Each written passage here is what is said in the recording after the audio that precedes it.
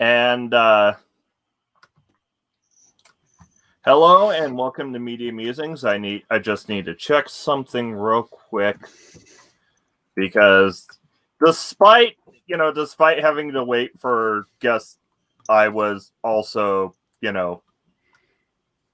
kind of behind schedule today. It happens. Just one of those days. It happens. Yeah. And of course, today we are talking about the famous and beloved M Night Shyamalan film starring Bruce Willis. You gotta love his name, don't you? Yeah. M Night Shyamalan. Easy for you to say. Yeah, it is a brilliant name. We're talking about. We're talking about the one with Bruce Willis and Samuel L. Jackson, not Bruce Willis and Haley Joel Osment.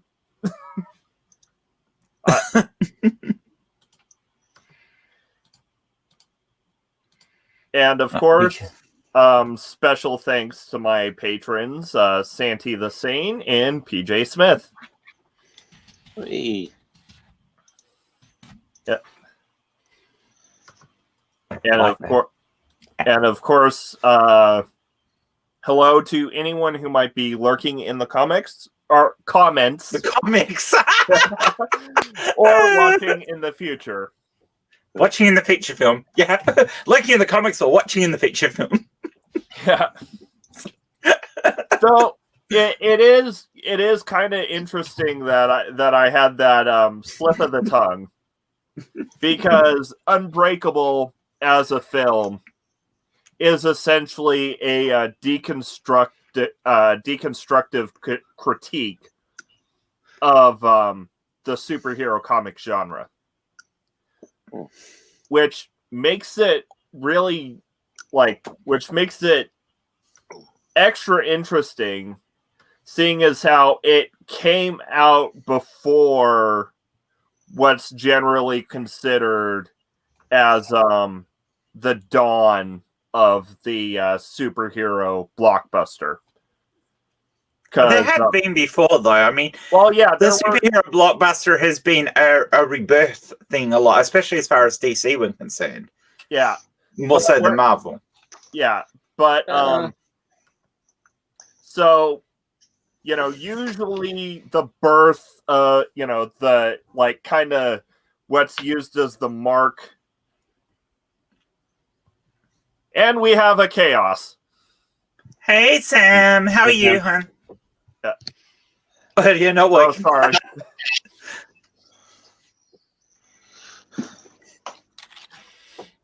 I apologize for the huge bottle, but there's not much left in it, and I couldn't be bothered damaging a glass. Fair enough. There we go. I have fixed that now. Hello, I'm here. Yeah. Hello. You're very bright, they say. Yes, there's light today. Yeah. There's lots of it. Yes, I've just woken up pretty much. I've had breakfast and come on stream. You're gorgeous anyway. It's all good. Cheers. So, what's usually regarded as the kind of genesis of the modern age of superhero blockbusters is the release of Spider-Man. And I'm talking about Spider-Man starring Tobey Maguire. Tobey Maguire. The Sam Raimi movies. Yeah, Sam Raimi Spider-Man, which was released in 2002. Unbreakable was released in November of 2000. A couple of years before. Yeah. In fact, it almost ushered it in. It was almost the fact that this movie did well and people responded to it well was the main reason why a lot of them wanted to start trying to make the superhero genre again. Wasn't X-Men released in 2000? Yeah, it was released a couple, 6 months after X-Men. Okay, was it? Yeah, X-Men. My brain has it the other way around.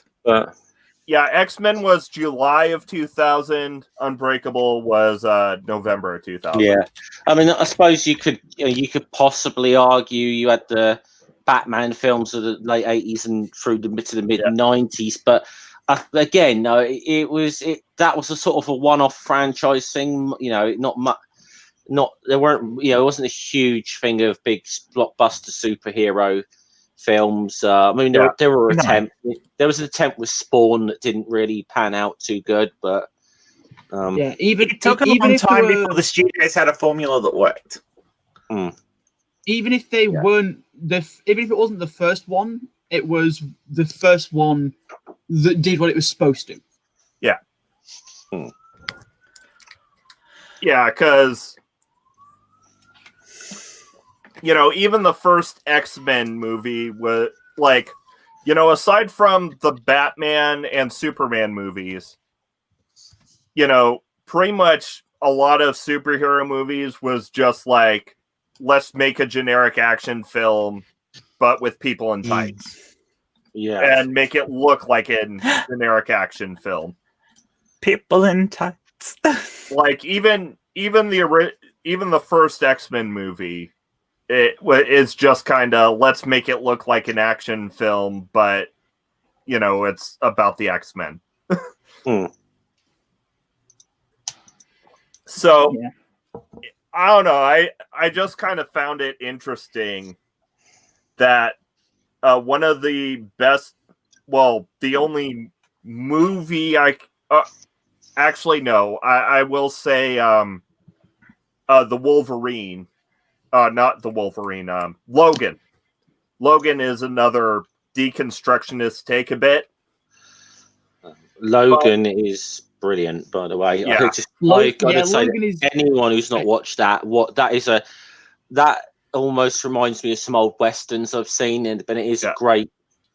It's excellent. I'll be honest, I do not have a single friend who I've spoken to about Logan who didn't cry. Yeah, I'm pretty. Yeah, I cried during Logan. Just to give a heads up, if I have to take off, I'll let you guys know. But I'm in a fire warning area at the moment. Oh, yeah, I knew it was like that before. The problem isn't where the fire is burning now, but it managed to burn its way up to where the local rubbish tip is, and now there's toxic chemicals in the air. Also, yes, lovely. It could be worse. You could be simultaneously in a fire risk area and a tier 4 lockdown area at the same time. Well, they've actually got warnings for that over COVID. Anybody who's under quarantine at the moment has to shift and quarantine elsewhere. Yeah, it's so who's in this area? Most of us at the moment, they're asking us to stay in our homes and just not go outside unless the fire turns. And then we'll have to leave and evacuate. So I'll have to keep an eye on that too. Well, and hello, Never Again. Hi, Sandy. Hello. Basically, if you start sort of seeing stuff like this or whatever go across Jen's stream, worry. If I start smelling smoke, I'm gone. Yeah. So, while I usually consider, something that's older than a couple decades beyond the statute of limitations for spoilers, this is an M Night Shyamalan movie. Yeah. So, with that understanding and that being said, this is your spoiler warning, because you can't really talk about the themes of a piece without going into the plot. I have never heard of it until today, but I can take spoilers. Okay.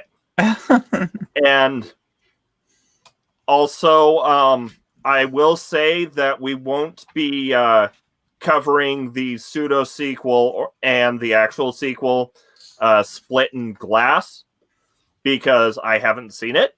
I haven't seen either of them. I heard that. I'm really on the I might see Glass because that's how I feel about it. I'm not too interested in Split, but Glass sounds interesting.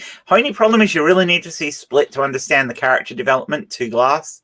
Well, also I heard that Split's really problematic in its portrayal of people who suffer DID. Yes, that would not surprise me. Yeah. Even at the moment, portrayals of DID is not great. given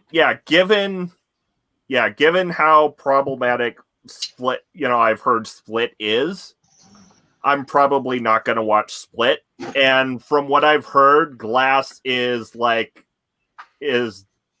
an okay movie at best. Though, to be fair, the character of Split is not meant to be somebody with DID per se. Yeah. It is effectively meant to be his ability is the harbingers who live within him. So it's not a split identity in the same way as somebody with dissociative identity disorder would have. It's different. But so, I've heard people with DID say it's problematic. Oh, of course it is, because you're taking something that people actually suffer with and turning it into something that's dreadful. Yeah. Basically. Yeah, I mean, I am sometimes happy enough to watch problematic things. I mean, hell, I watched 50 Shades knowing what I was getting into. Yeah. But I do think that you have to walk into it understanding that it's problematic, and from a viewpoint of, I'm watching this to understand what it's about. Yeah. And honestly, most of Shyamalan's stuff after Unbreakable isn't that good. I mean, I will say has a reputation of not being that good because I haven't seen. I think the problem is he tries to be too esoteric in what he does, and he gets to a point where you've almost lost the entire story in this fanciful realm he builds around it. And the fact that he's become kind of famous for plot twists, so the plot has to be really twisty. Yeah. Yeah, so I have issues with that too. Whereas I can't say too much. It really wasn't like that. For Unbreakable isn't much like that. It's more like a standard movie. Yeah. Yeah. I can't say too much about M Night Shyamalan. I'll just say that both Signs and The Last Airbender were crap, though. So that's all I can really say. Was The Last Airbender one of Shyamalan's? I didn't know. Yeah. That. Yes. Yeah. That explains a lot. Yeah. If we ever cover Avatar: The Last Airbender on Media Musings, the Shyamalan movie never happened. Well, okay, I will say something. There is a fan theory that maybe pseudo redeems it, but I can't say that for certain because I haven't seen The Last Airbender. The best part about The Last Airbender was the casting. I thought they casted good people to play the roles. The movie itself is shit. I think the movie, if you know nothing about The Last Airbender, it can be a meh movie. Okay, so I know lots of movies you can say that about. Here's the fan theory that I've heard kind of redeems it. It's not actually an adaptation of the cartoon series. It's an adaptation of the play that they watch in the recap episode. Okay. That's an interesting one. That makes it somewhat better, but not much. Yeah. I will choose to invoke what was known as the Badger Rule. Only will apply it to The Last Airbender, and that is the Disney's not canon rule. Yeah. Well, that was my reference when I was saying you could apply what Sam said to lots of movies. If you ignore the fact that it's meant, if you ignore the fact that the last two Disney sequel movies are meant to be Star Wars, they're actually not bad movies. We invoke the Badger Rule, as we call it. But except Badger's wrong because Disney is still Star Wars. Disney just made two very crappy movies and a couple of not so good ones. But an excellent but 2 seasons of an excellent TV series. Yeah, and I will still need to yes. watch The Mandalorian. And Rogue One was It's really good. good. Yeah. Rogue One was good. Yeah, I'll give them Rogue One and Sort of Solo. I can Sort of apart from Solo the cast and Mandalorian rocks. Mandalorian is fucking But- awesome. But of apart course, from the we're not cast, talking we're about gonna Star Wars. We're going to go down the No, Star we're Wars. not talking rabbit about hole Star here, Wars. aren't we? We are not talking about Star Wars. Unless Badger hops in the channel, and then we'll have to say that Disney Star Wars is canon. Well, I did give Badger a bit of an olive branch. I will say he can feel how he feels. You know, I put the sequel trilogy up in the air, but The Mandalorian is canon. Oh, the Mandalorian is definitely canon. Yeah. That's I something think he you can will, even that is that something he will really Solo fight is on. canon and that Rogue One is canon. I could even tolerate that the first of the prequels is canon. It's the next two that are the problem. But anyways, we're not talking about Star Wars. Yeah, we've got awful. Well, Can I just say, because because it needs to be said at some point during the show, while I like all the movies, I'd like to say that a certain writer isn't canon. Oh, and we have We've 2 gotta do banners it. for this. First, it's got to be worked in. damn it, Jen. Channel punching back. Is it bad that I have you guys on my channel enough now that I have a banner permanently saved that says Rings Channel Punching Bag? See, I think the thing with that writer not being canon is that writer needs to be in a canon in Minecraft. So I will say, I will also say that Jen, you did make a bit of a stretch. There was a much easier way to bridge the gap to bring in the channel punching bag. Yeah, there probably was, but it was fun.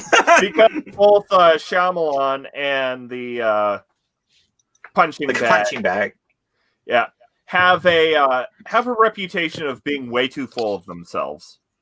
Oh, and they're both world builders, not story writers. That's my problem. Shyamalan's worlds are absolutely brilliant, but quite often he fails in the story because of the way he wants to do his twists and things like that. And in the sense, a certain punching bag is exactly the same, because she writes great scenery and great epic areas for things to happen in, and then her characters don't have any depth. So Yeah. I will say that's probably why Unbreakable is one of the better Shyamalan movies. Because it's actually got a good story. Well, yeah, and it's less focused on the twist.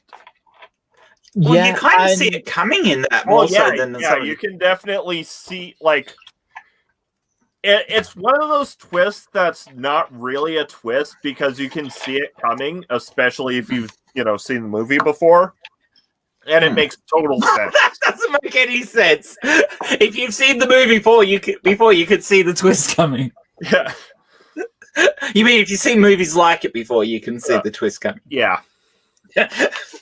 But so, anyways, we're taught Unbreakable is a deconstruction of the superhero genre, and for once, it's not a horrifically violent, dark satire, because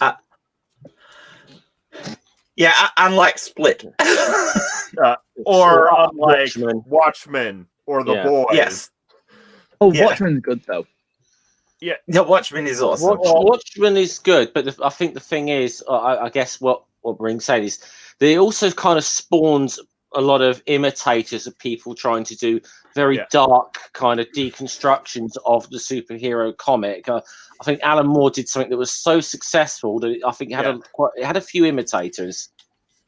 Well, yeah, because it seems like the go-to way to critique the the comic book, the superhero comic as a genre, is ultra-violent dark satire. I feel like it's to the point that like some superhero movies try and imitate it, not necessarily realizing that it's satire. Yeah. Cough. Batman v Superman. Cough. Oh, for goodness sake! Yeah, I was That is a thinking that in my dreadful head. And movie. I didn't want to be the one to say it, but yes. Yeah. Having said that, despite it being a dreadful movie, I have watched it and I quite enjoyed watching it. But you had to turn off what this movie was meant to be. It was. Yeah. It was. As an action movie, it was fine, but so much crap thrown in all in one. This is what failed when they tried to make the third Sam Raimi Spider-Man movie. You throw too much stuff into it, and you don't do it properly, and it all falls apart. And that's exactly what Spider-Man vs Superman and Batman vs Superman is. It's something Marvel have learnt from with what Sony's mistakes were, and the later movies where Marvel puts lots together work. I did actually go and see Batman vs Superman in the cinema, and the only moment that got a real reaction from the audience was the appearance of Wonder Woman. That was about the only but in a way that you feel like that was the only payoff of the entire film, really. So. See, I think one thing that, as far as I can tell from having done lots of reading while we're sat here, Unbreakable seems to not. Unlike the things that spawned from things like The Unbreakable and Watchmen, it doesn't suffer from what I'm going to refer to as slideshow-itis, where it feels like a series of set pieces the director wanted to put in. I feel like it probably doesn't suffer from that too badly. Yeah, Unbreakable is a very mundane story for a superhero movie. It is. It doesn't even feel like it isn't until you get about partway through the film that you actually say, "Hang on, this is a superhero movie." Yeah. So now that we've kind of set up the where it fits in the genre and where it fits within the director's filmography, we'll go ahead and get into the plot itself. So Bruce Willis plays a security guard named David Dunn because, of course, his name is alliterative. Yeah. Is Glass's name alliterative? Do you remember? No, it's Elijah Price or something. Oh, the main character. Hold on, because I did have it up on the page. Yeah, it is exactly Elijah Price. I had to think. I mean, is that a deliberate sort of like Stan Leeism? I think it probably is. Yeah, I think you might find that what it is the alliteration might be the Stan Leeism, and Elijah Price would be the kind of thing that you might expect in a DC. Yeah. But anyways, Daniel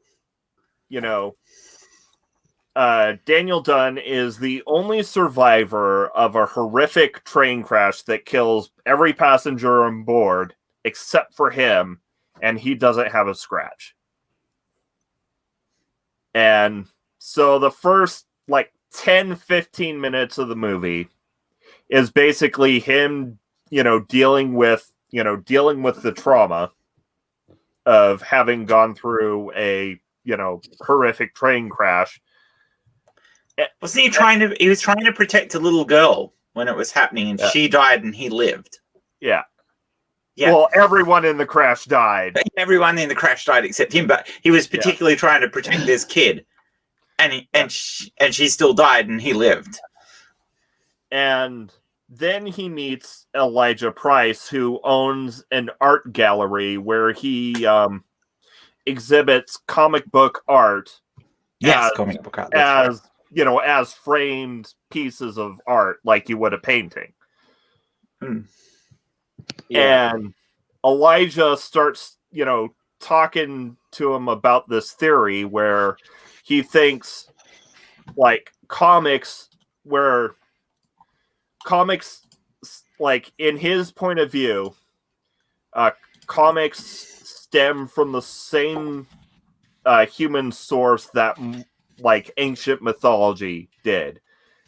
But he takes it a step further and says the ancient myths were descriptions of actual people with actual superhuman abilities. Yeah. And he thinks that Daniel is one of these people with, superhuman abilities. Yeah. I mean, I've often heard that kind of theory that, in a way that you could see modern comic book superheroes could be like, because there is a sort of mythology element to the superhero genre. And it obviously even incorporates mythology in a lot of ways. But you look at a lot of like Hercules would be a good example, or even you look at the Bible, Samson might be a good example of the superhero genre in mythology. And it was saying it because I'm only getting this from Wikipedia. That's about all I've got here. But it said that the theory, am I roughly saying this right? That the theory this guy Elijah Price develops is that there is based on comments that there must be someone unbreakable at the opposite extreme because he's got like brittle bone disease or something. Is that correct? He's got an actual condition that makes your makes your bones supremely brittle. Yeah. So he's either he's always either in a wheelchair or walking around with braces because his bones are so brittle.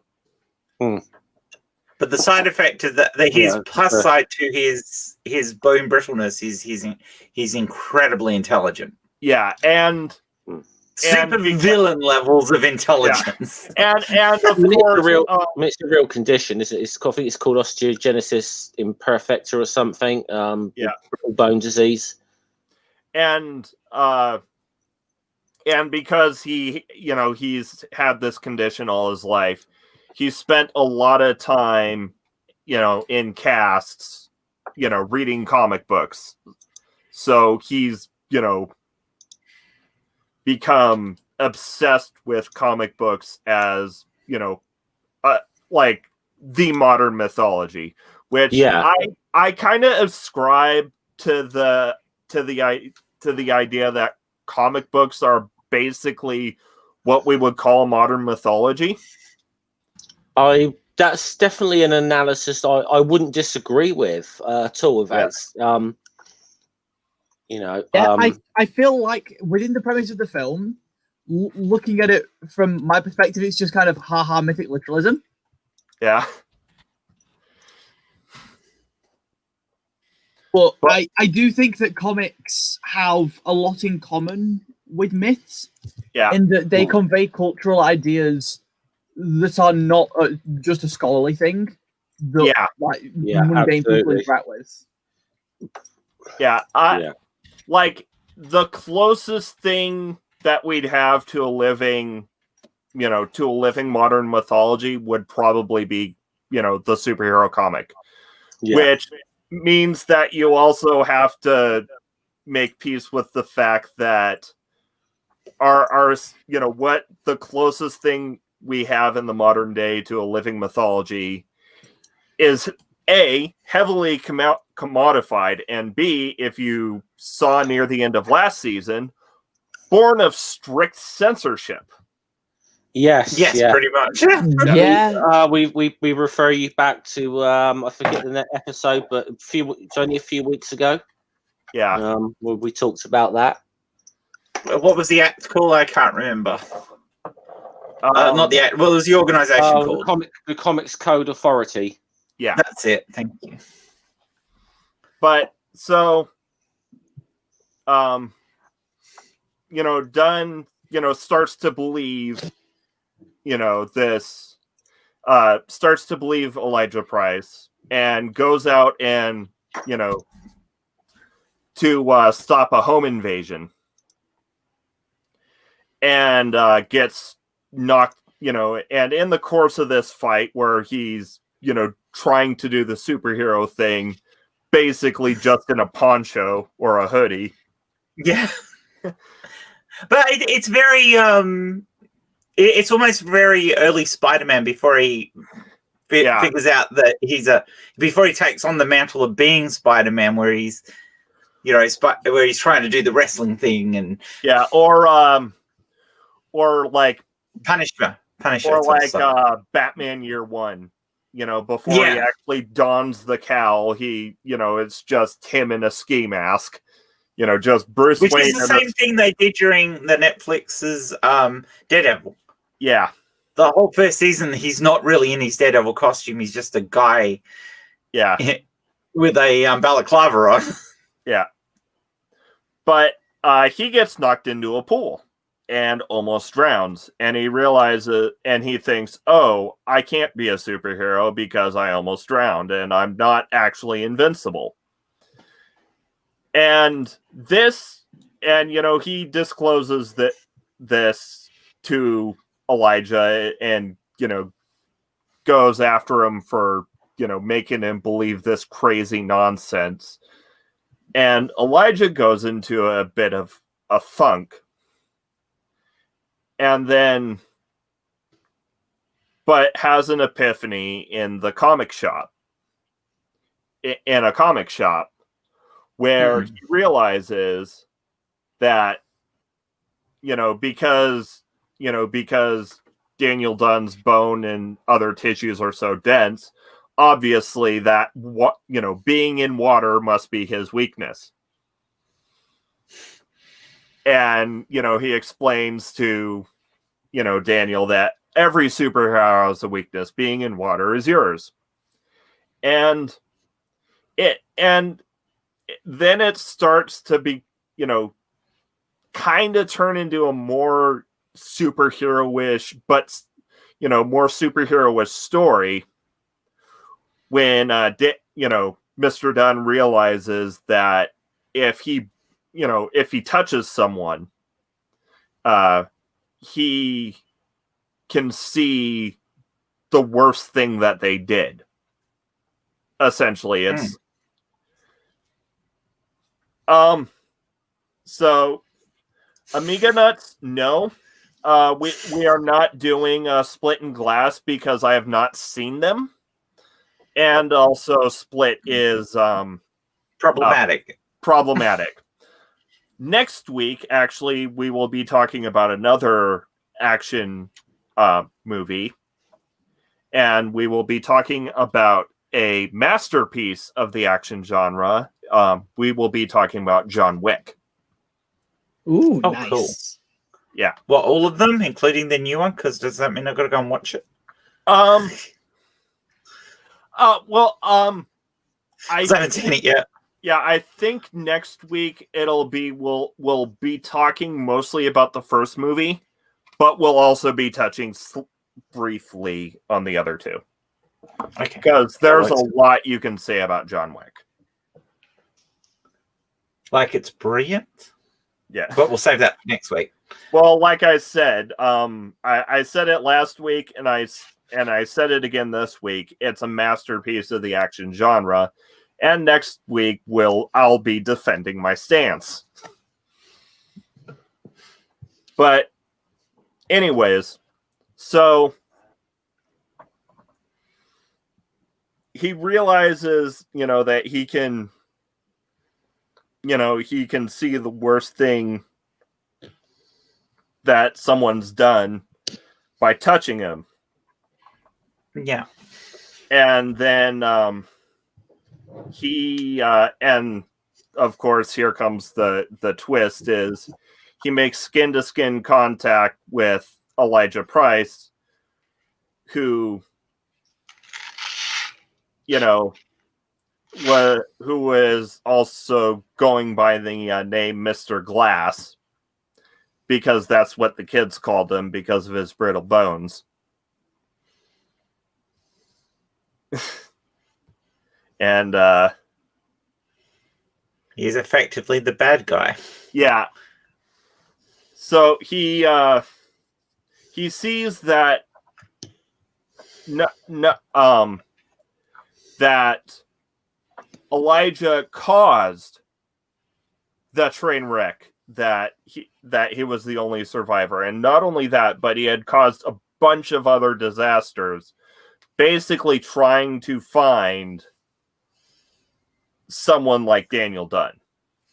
someone who would prove his theory that, his essentially what Sam said, his mythic literalism in regards to comic books. Yeah. See, I have seen enough superhero stuff that I actually did see that one coming. It's like, okay, so he's the bad guy then. Yeah. And there are, if you're watching the movie closely, you can pick up hints at it. Because,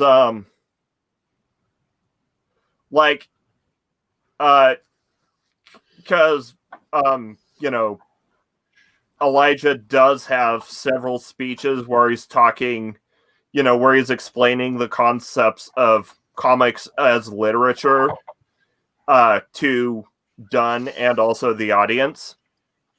So where the, where he explains how the villain's usually a complete foil to the hero. Yeah. And though every hero has to have his villain. Yeah. Or rogues gallery. Yeah. Yeah. And like I said, it's it's a deconstruction of the comic as a genre. But what makes it special is, one, it's a more mundane deconstruction because it's even as you realize it's a superhero movie, it's still very, very mundane. It's still basically, just a guy. The closest thing he has to a costume is this gray poncho that he wears. Yeah. Yeah. And I think that possibly part of that is it being a bit of the whole it's not about being a superhero and having abilities no one else does. It's about taking what you've got that's different and optimizing it. Yeah. Or basically taking the idea of, a hero in real life, and instead of going what if Superman was real, a la The Watchmen and The Boys, you're going with let's try and make this as realistic a superhero story as possible while still making it a superhero story. Yeah. We'll stretch the truth, but the underlying principles behind it, people can follow at home. Yeah. Yeah. And thing is, scientists actually have found a mutation in a small community of people. It's just one family where their bones are super strong. I read about this. I believe Aaron Ra mentions this in his book. Actually, he mentions about this. Yeah. So that would make sense. Yeah, and while I think that's a thing, it doesn't it's not necessarily how they portray it in the film, because I don't think that it. Yeah. Just from having read up on it now, obviously I've not seen it, but it feels like while the things they described could happen, the effects of the science behind it would not be what they suggest. Yeah. Yeah, you could say the similar thing though about X-Men and evolution, though, I suppose, in a way. But X-Men has made it incredibly difficult for me to explain evolution to my fundy friends. Yeah.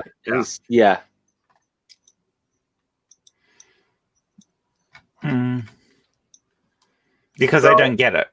So I mean, even and yes, this is a tangent, but I mean, this is Media Musings. We're 90% tangents. Yep.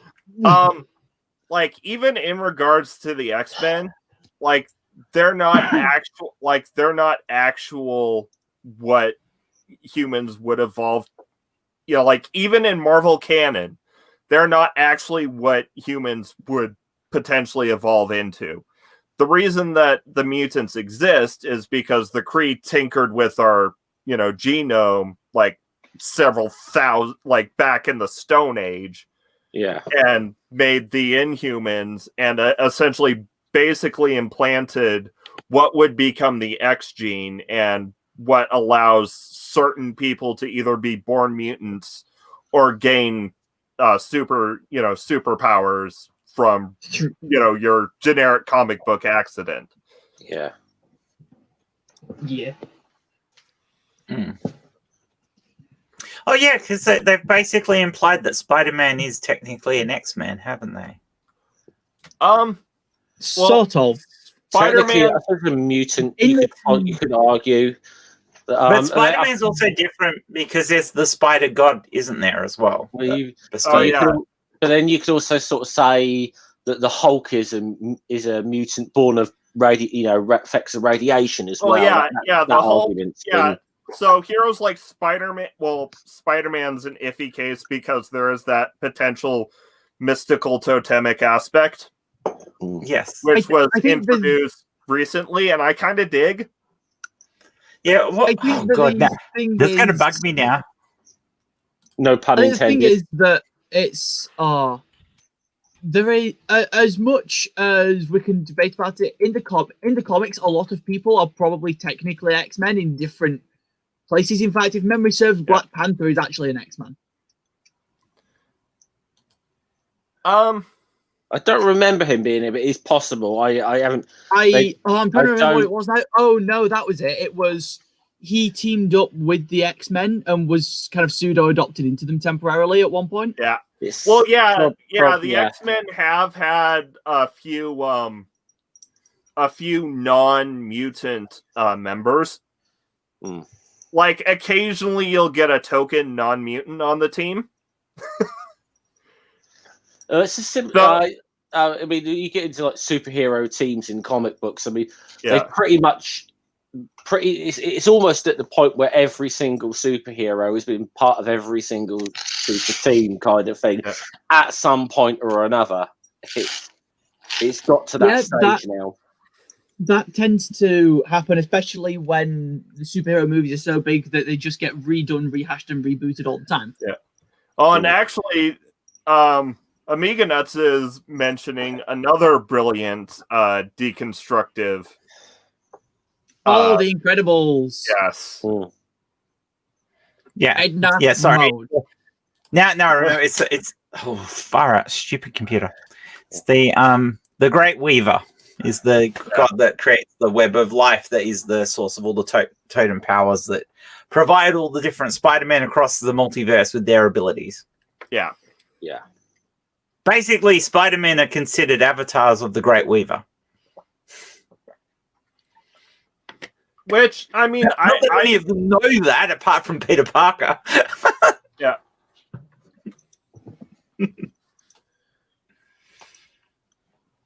Sorry, I sidetracked again. That's all right.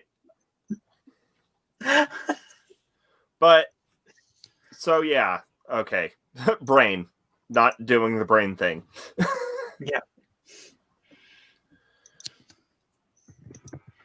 Yeah. But I'm also kind of surprised that I managed to breeze through the, plot synopsis so quickly.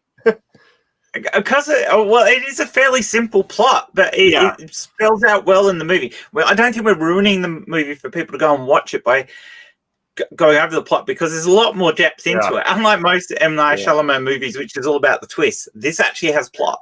Yeah, and also, unlike a lot of other superhero movies, this isn't really a superhero action movie, this is a superhero drama. Mm. Yeah, the story isn't about what he does with his abilities so much as the interaction between him and Glass and the realization of who they are in and of that. Yeah. It's in that way it works really, really well. It's an origin story. Yeah, I think it's also it seems like a thing that's very much about people and about interactions between them. Yeah. Which, it is kind of, I will say, in regards to the superhero genre, it's largely a facet of storytelling that's pretty much ignored. Like in fact, one of the reasons Marvel started hitting big is because they added like interpersonal drama, interpersonal drama into their comics. Yeah. Which made them more appealing than DC, which let them become the giant that they are today. Yeah, that's that was that was a huge part of. I think I said this before that I think in a lot of ways that there was a lot of, especially the superhero genre, a lot of very one-dimensional characters,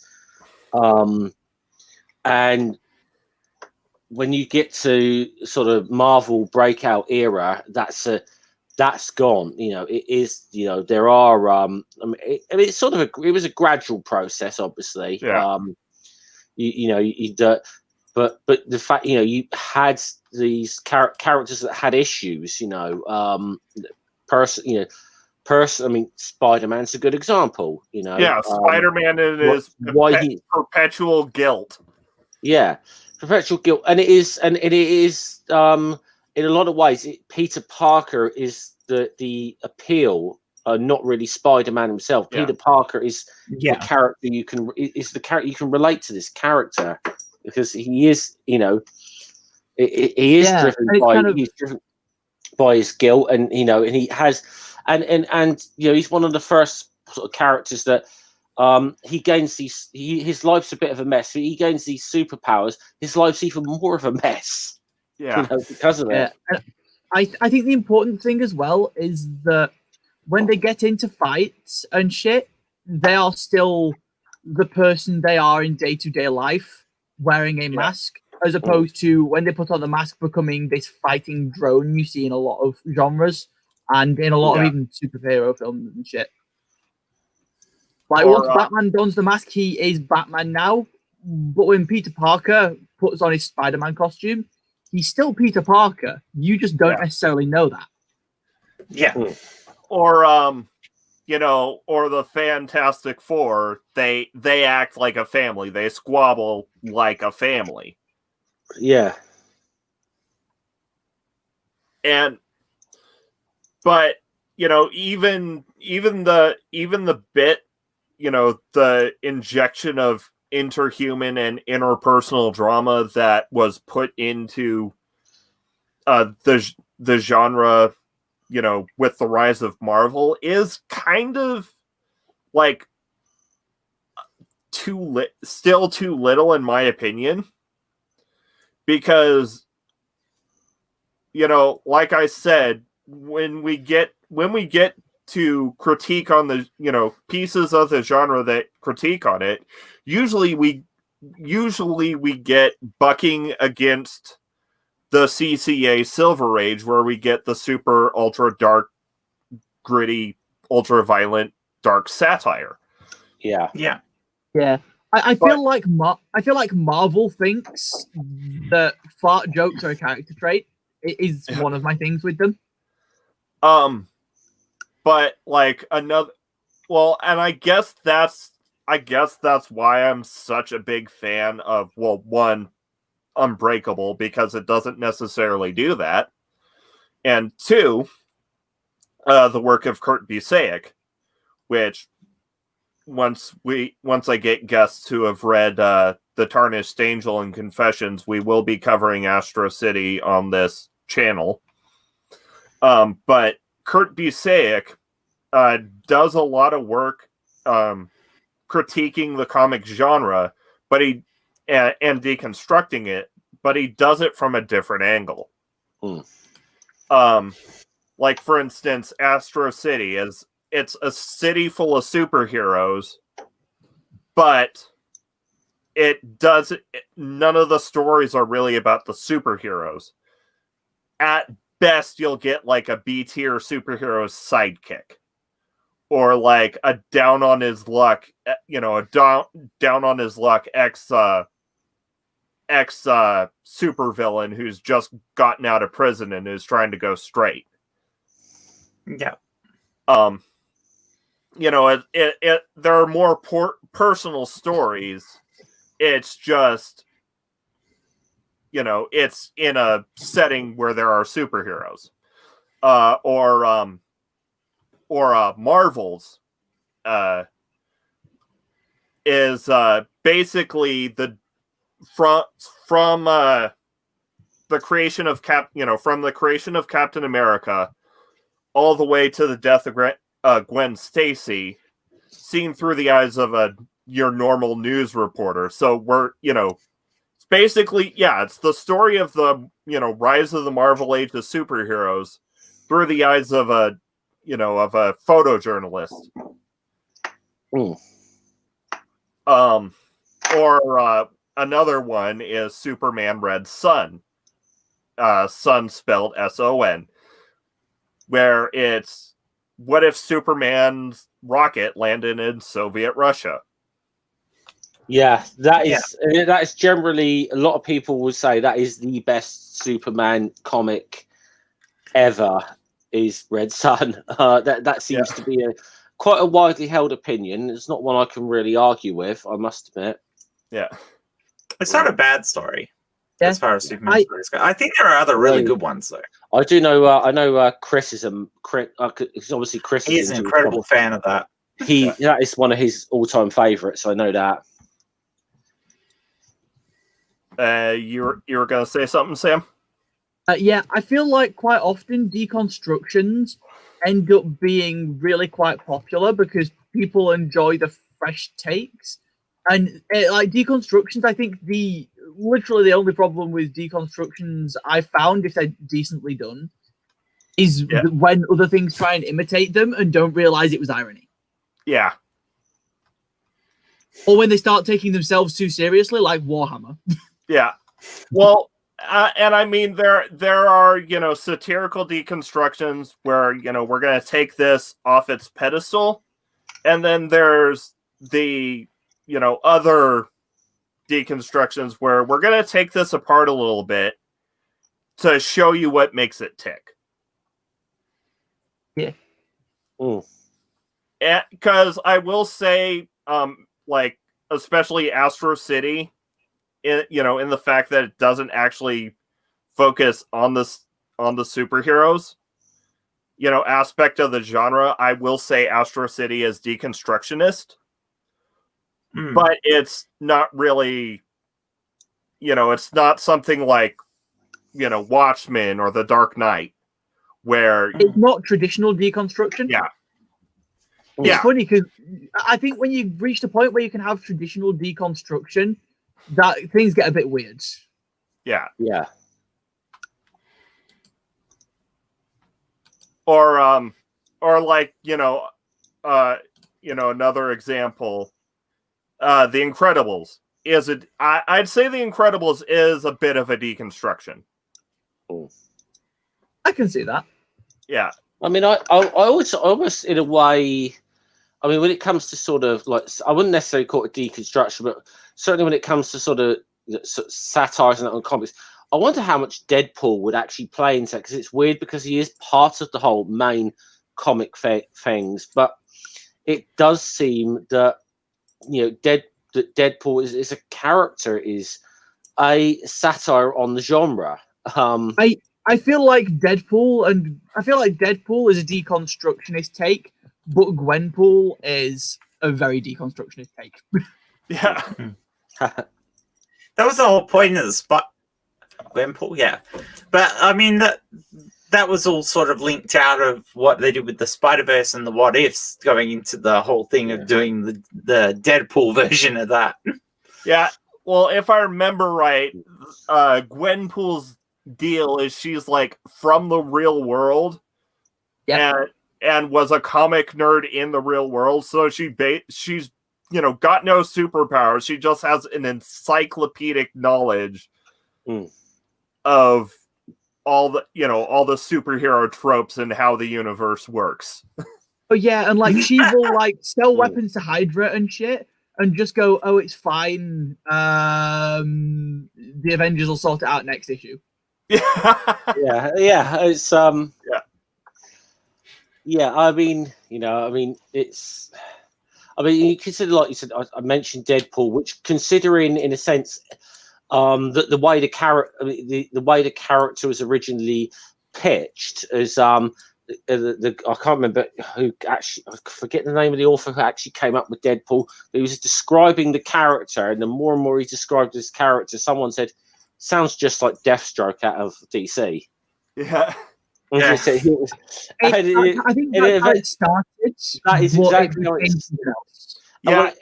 The way the character was pitched, and someone just said, "This is just copying Deathstroke." So they just sod it. We'll go with it. This is going to be a blatant rip-off of Deathstroke, and then go with that. Go from there. A self-aware blatant rip-off of Deathstroke. Yeah. Well, and the thing is, like, even down to the fact that Deathstroke was originally a Teen Titans, villain, and Deadpool's first appearance was in the New Mutants. Yeah. Yeah, and I think the thing with Deadpool is that it started off as a rip-off, then became a self-aware rip-off, then became its own kind of almost cultural thing. Yeah.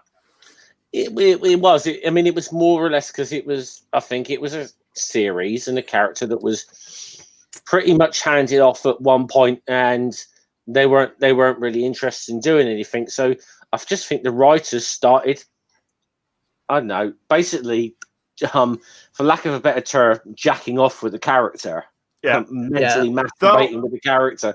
And for some reason, it got popular, And actually, one of the best deconstructive explorations of the superhero genre within comic books that wasn't written by Kurt Busiek, I would say is Deadpool Killustrated, where after it's the sequel in the Deadpool Killogy, taking place between Deadpool kills the Marvel Universe and Deadpool kills Deadpool. Yeah. Deadpool Killustrated is where the Deadpool who snapped and killed his, iteration of the Marvel Universe. Yeah. Ring, I just realized we could probably have a whole episode on just Deadpool, couldn't we, really? Oh, yeah. We probably should. We probably should. And we've gone way off track now. Well, that's my fault. I brought up Deadpool. But yeah.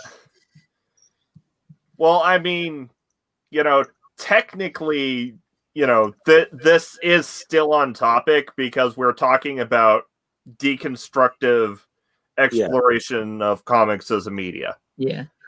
And I think how it's developed as well is interesting, because if you look at things like Deadpool, how it used to be, and Unbreakable to how things are now with deconstructive stuff, there's been a paradigm shift as culture shifts, but a lot of the old criticisms still apply. Yeah.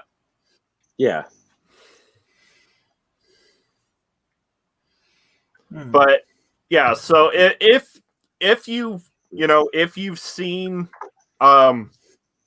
if you're kind of getting sick of the Marvel, take on superheroes, which actually I can watch Marvel movies all day. I love the Marvel movies. I've been rewatching Iron Man. Yeah. I do love the MCU. I got to admit, I know a lot of people. I know a lot of the comic purists don't like the MCU. But yeah, and it has kind of hit a formula. Yeah, but it's a formula that they know works. It's if you're getting sick of the Marvel formula, and if you're getting sick of playing DC roulette, then perhaps maybe you'd like to give Unbreakable a shot. But we're not talking about splitting glass because Split is problematic. Yeah, and Glass Girl's off Split, so we don't know. Yeah. Yeah. Oh, see, speaking of kind of the Marvel formula thing, I think where they deviate from it is where the better films are. Yeah. Probably, yeah. And also, as much as I love the MCU, I'll be honest, you can probably cut the MCU down to a dozen, maybe just over, films that you could watch to make the whole plot make sense and to enjoy it as like a big overarching story without having to worry about all the side films. Yeah, and I will also say that Phase 2 got a lot better once they started closing the why don't they call the Avengers loophole. Hey, Julie. Hey, Julie. Hey, Julie. Like for instance with Doctor Strange, it's because the sorcerers deal with realms that the Avengers aren't really equipped to deal with. Yeah. Or in Ant-Man, it's like Ant-Man's on the run. They just arrest him. Also, Hank Pym doesn't like Tony Stark. Yeah. I gotta admit, I mean, one that surprised me because I wasn't really looking forward to it when it was announced, but I enjoyed the hell out of it when I saw it was Captain Marvel. Captain Marvel was very good. That was really enjoy. It wasn't one of those things I was really pumped about that film, but I actually watched it and I was like, I just sat down and just sat back, enjoy it with a bit of popcorn. Brilliant.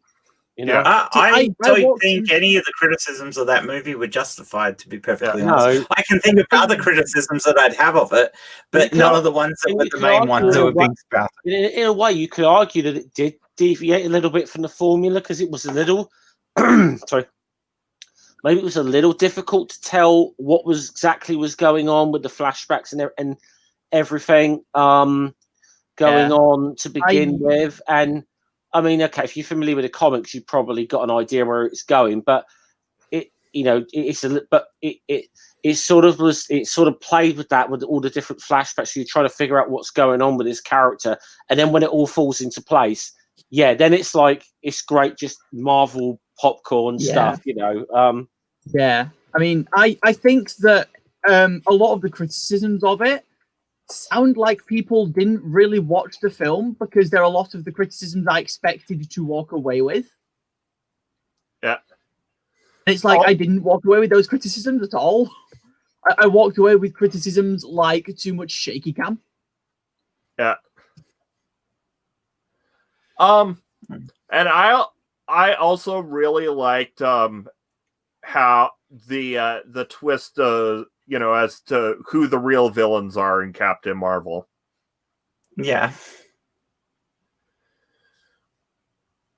Yeah, it was a smart twist because you could see it coming if you knew what to look for. Yeah. But it was subtle. Yes. And I guess that's what actually really makes a good twist is subtlety. It's like if it's subtle and if it makes sense with the narrative. Yeah. Which is why Unbreakable is one of the better Shyamalan movies. Yeah, I mean, there's a YouTube channel I watch called Terrible Writing Advice. Oh, yeah. Who I think covers twists quite well. And I think that a lot of films with good twists do follow kind of the antithesis of the advice in that video. Yeah. Yeah. Also, or another, I think another way to do a good twist, like without twisting the plot, is to set up a trope and then, when they're ready for the trope, when they're ready for that payoff is, set up the trope and then subvert it. Yeah. Yeah, don't follow the trope. Shift expectations. It doesn't necessarily need to be a twist in the narrative. Yeah.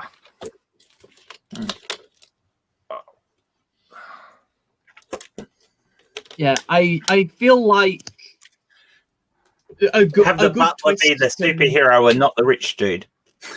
Yeah.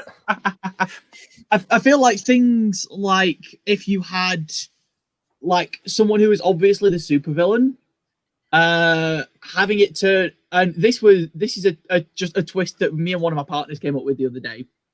Have it so that various superheroes and supervillains across cities are in a big polycule, but it's big enough such that they don't know.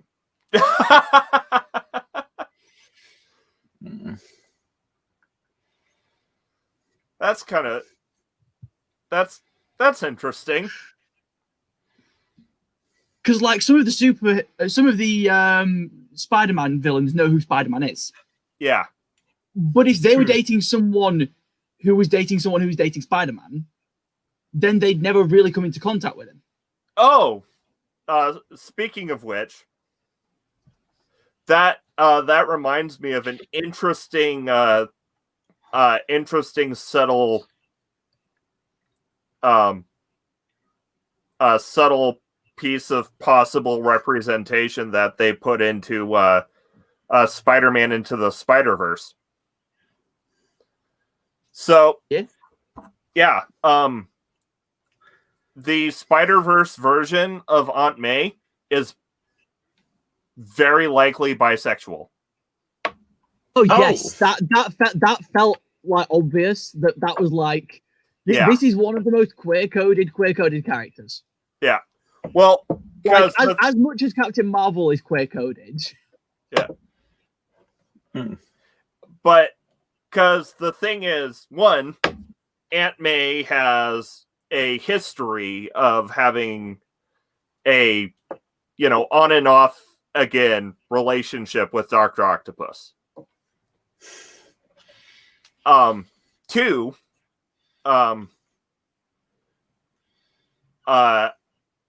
Spider-Verse is like filled with a bunch of little nods to Spider-Man canon, even though it doesn't take place in, the 616 universe.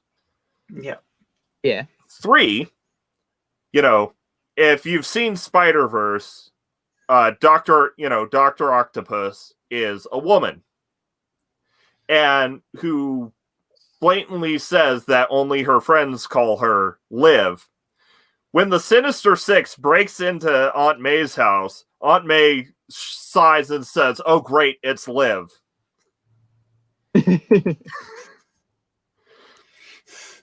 Basically, as close as you can get in a PG-rated film to saying Aunt May and female Dr. Octopus had a thing. Yeah. Are you? This is slightly a side tangent.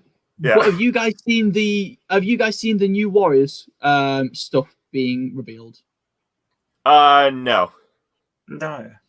Okay, so Marvel has a new set of superheroes coming out called the New Warriors. Oh yeah, who are supposed to be Gen Z, and it. Oh yeah. Oh yeah.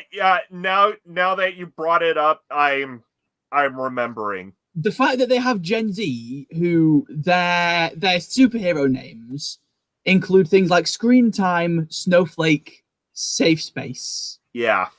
Oh, for fuck's sake! They have a plus-sized superhero called Trailblazer. Are they going to have Woke Hero or something? They also have what's effectively a vampire character called B Negative. Which that one's quite good. Yeah. And apparently it's supposed to be satirical, but it feels a bit too on the nose given that Snowflake's costume is all like a turquoisey blue. And Snowflake and Safe Space are twins who are people of color. Not only are they twins who are people of color, they are twins who are both either trans or non-binary. Yeah, they are people of color. And it just feels a little too on the nose to be satirical. Woke Warrior. Yeah, that's the one, Jeff. Woke Warrior.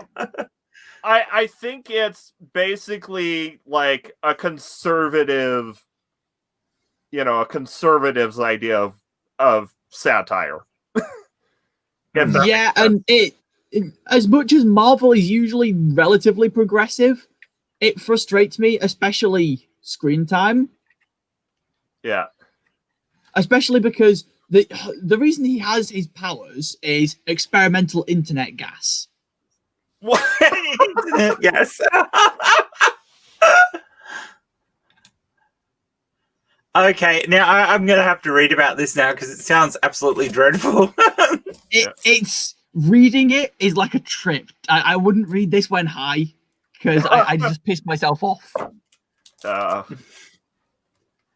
But yes, Oh, I wow. will. I'll drop a link to it in private chat. Yeah.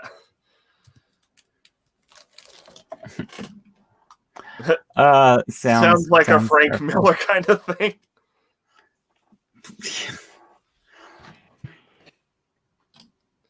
But yeah, that's hopeless. I may have to hop off soon, guys, because my shoulder's starting to kill me again, and I also want to go and check where things are happening here, just in case I have to get out of the way of a fire. So this has been awesome. Fire potentiality aside, Harry, got anything to shill?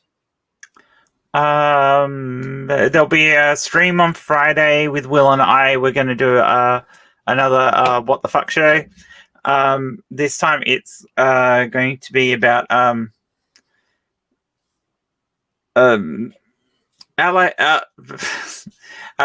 about togetherness within the LGBTQ plus community. So it should be interesting. So yeah. So hopefully people will catch that. I will post about it when it's happening. So it should be good. Aside from that, if my shoulder gets better over the next few days, I might do the oral sex video, but until then, no. Because I can't sit here and edit. Just can't do it at the moment. But yeah. All right. This has been awesome. Have a good rest of the stream, guys. Yep. Yeah. And I'll catch everybody around on Twitter and on streams during the week and next week on Media Musings. Yep. Okay. Bye. See ya. Bye.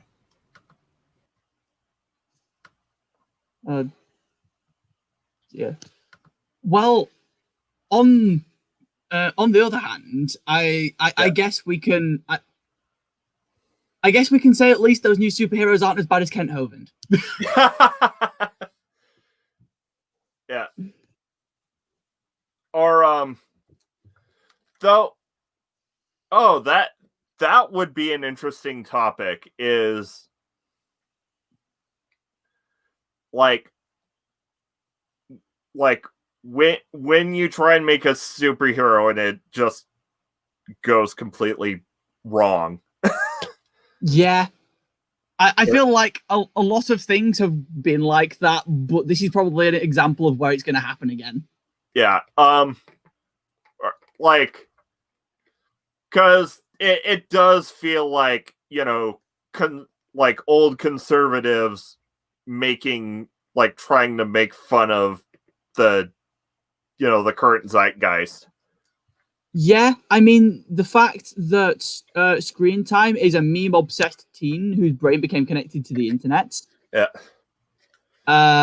It frustrates me. But also, I get the feeling that this is going to be a bunch of people of color being written by old white men.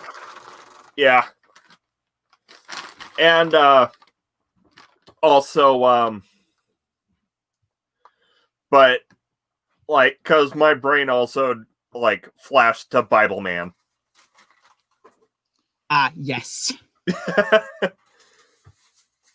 Like I said, it could very much be its own topic. Yeah, there's a lot of potentially terrible things that have happened in creating characters. Yeah. That they just don't understand why they were supposed to create what they were asked for. Yeah. But I think we've well and truly gone through pretty much everything we could say about deconstruction and Unbreakable. Probably, yeah. I mean, I think the big thing with Unbreakable that I've seen in media, because I'm noticing a few places where I've seen references to it. Yeah. Is that I think it then spawns satires of itself, like Kick-Ass and stuff. Yeah.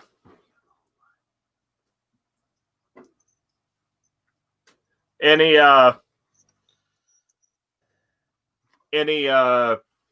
thing to add, Scummer? Not really, no. As I said, because I come into this, I haven't seen this. I was trying to find something actually to share, but I can't get a good image of it. I don't really want to. I don't really want to advertise what's left of the non sequitur show on your channel. But there was a T-shirt they were selling called Captain Hovind. And the tagline is "Real heroes are created, not evolved." It was. I couldn't find a decent image of it though to share on your screen, no ring. So, but it was quite funny. I very nearly bought one. I very nearly bought one of them back in the day. So, yeah, there's.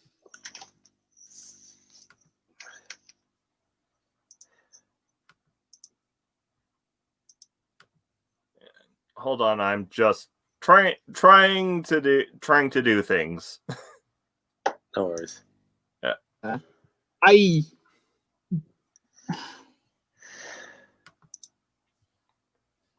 realize how completely random this is, but the other day I realized that I live about, I think, 40 kilometers ish from Little John's grave. Wow. Like the Robin Hood Little John?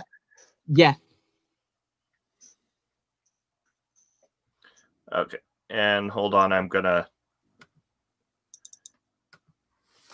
because I actually also have something that other than what I normally do that I can chill.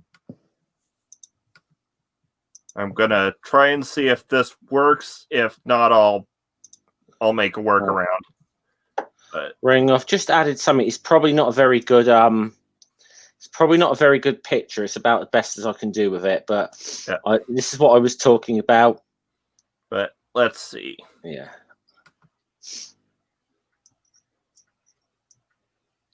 Brain bug. Yeah. You getting audio for this? I can't hear anything. Okay, hold on. Did you share audio? Apparently you can't share audio if you're doing it from a window.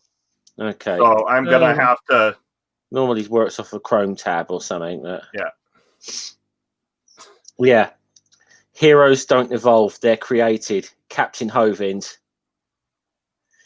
That's about as big as I can get it, I'm afraid, guys. So this is fair.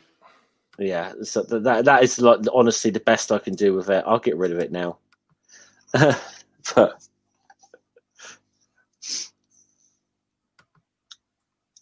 yeah, okay. So gotta try and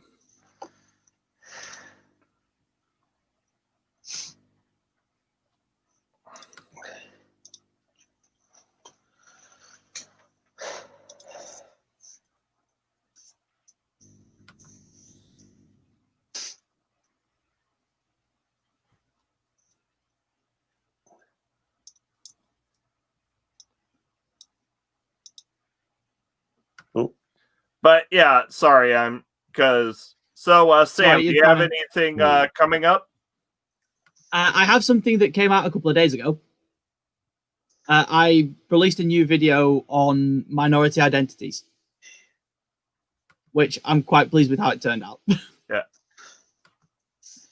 And then my next video, I am currently writing the script for, but because I have several ideas and my ADHD might cause me to do a different one, I'm not going to say what it is just yet.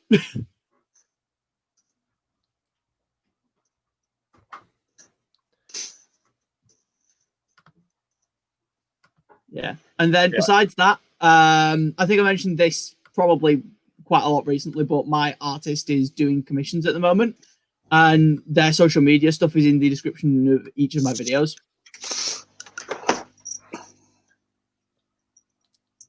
Yeah.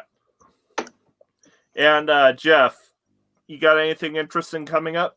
Well, hopefully all goes well. We'll be conversing with Noodle at some point soon. Hopefully we'll get Asterix back up and running next Sunday, I hope. So we'll that'll be something. I don't have anything scheduled as yet, but I've reached out to a whole number of people for to try and get interviews over the next sort of month or two. So hopefully something I'll get some interviews with some people, but I don't like to announce anyone's coming onto my channel until I actually know. I do have a Patreon now as well. Nice. And anyone is interested in that, I'll put it in the private chat. But I have started doing some stuff on there. I did a review of season 3 of Cobra Kai on there yesterday, which is kind of like an unlisted thing on my channel, but my patrons can see it. I will warn people though, if you do sign up, so you haven't watched season 3 of Cobra Kai yet, it is with spoilers, so just be warned. So okay. I see Amiga, I think's put my Patreon in the chat anyway, so yeah. And of course, I have Secular D&D, and next week on Media Musings, we are talking about John Wick. And actually, now that I have something resembling a weekend, I'll probably be getting edited content out again on a regular basis soon. Probably not this week because I have a very important errand to run due to that's connected with why I didn't do anything in regards to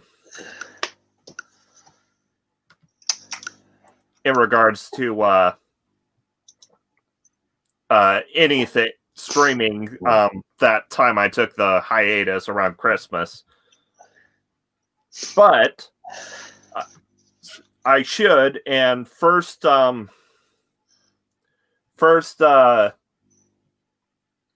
video will be the Dungeons and Divinity on Dr. Faustus from Christopher Marlowe's play, because that's what they voted on.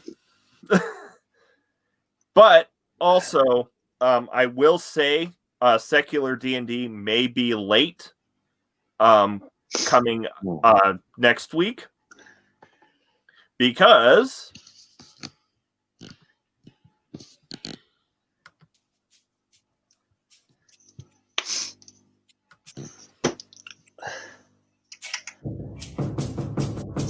okay.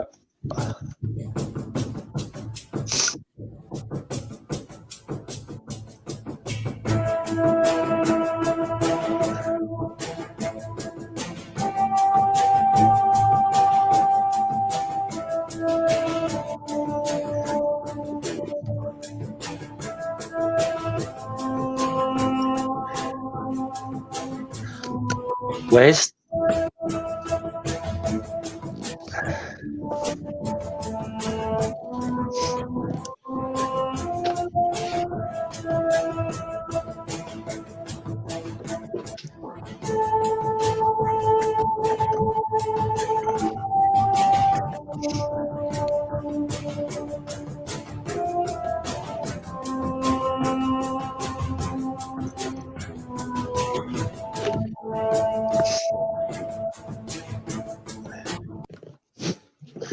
We got to get Dave. We got to let Dave know. Someone let Dave know. He loves spiders. If you follow Brainbug on Twitter, you've probably already seen that. But this coming Saturday, I will be appearing on Brainbug's channel talking about the giant spider archetype in fiction. And I'm actually really looking forward to it. That should be a very interesting conversation, I've got to say. Yeah. It's, and big spiders. Yeah. Dave already knows. Yeah. But I think Dave might be on board because I'll be right back.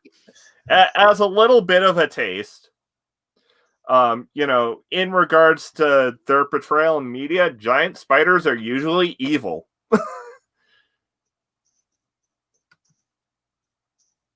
Except James and a giant peach. Oh, yeah.